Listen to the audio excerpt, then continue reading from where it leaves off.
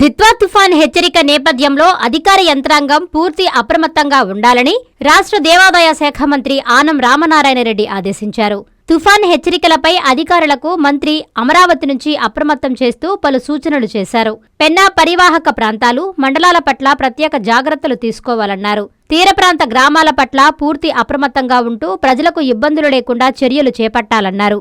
మత్స్యకారులను వేటకు వెళ్లకుండా అవగాహన కల్పించాలని రెవెన్యూ అధికారులకు సూచించారు.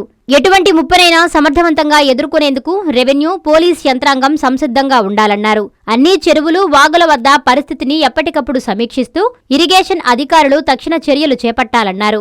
ఎటువంటి పరిస్థితినైనా ఎదుర్కొనేందుకు అన్ని శాఖల అధికారులు సంసిద్ధంగా ఉండాలని మంత్రి ఆనం రామనారాయణ రెడ్డి ఆదేశించారు. ప్రజలందరికీ ప్రభుత్వం అండగా ఉంటుందనే భరోసాను అధికార యంత్రాంగం కల్పించాలని సూచించారు.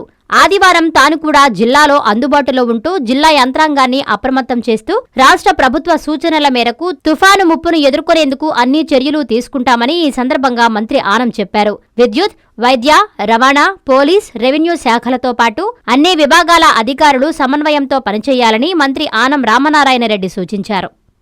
Avenue Senior Secondary School CBSE 8 years of academic excellence తో దిగ్విజయంగా నడుపుతున్న విద్యా సంస్థ 2025-26 విద్యా సంవత్సరం నుండి MPC, BPC, MEC కోర్సులు ప్రారంభం. విద్యార్థులకు మరింత నాణ్యమైన విద్యను అందించడానికి 36 సంవత్సరాల సుదీర్ఘ అనుభవం ఉన్న ఆకాష్ ఎడ్యుకేషనల్ ఇన్స్టిట్యూషన్ వారి సౌజన్యంతో JEE, మెయిన్, అడ్వాన్స్డ్ కోచింగ్ ఇవ్వబడుతుంది. IIT, NIT మరియు టాప్ యూనివర్సిటీస్ లో సీట్స్ సంపాదించుటకు ఆల్ ఇండియా లెవెల్ లెక్చరర్స్ చే బోధించబడును. Admissions open from nursery to +2. Avenue senior secondary school CBSE, Prashanti Nagar, Brahmanandapuram, Nellore.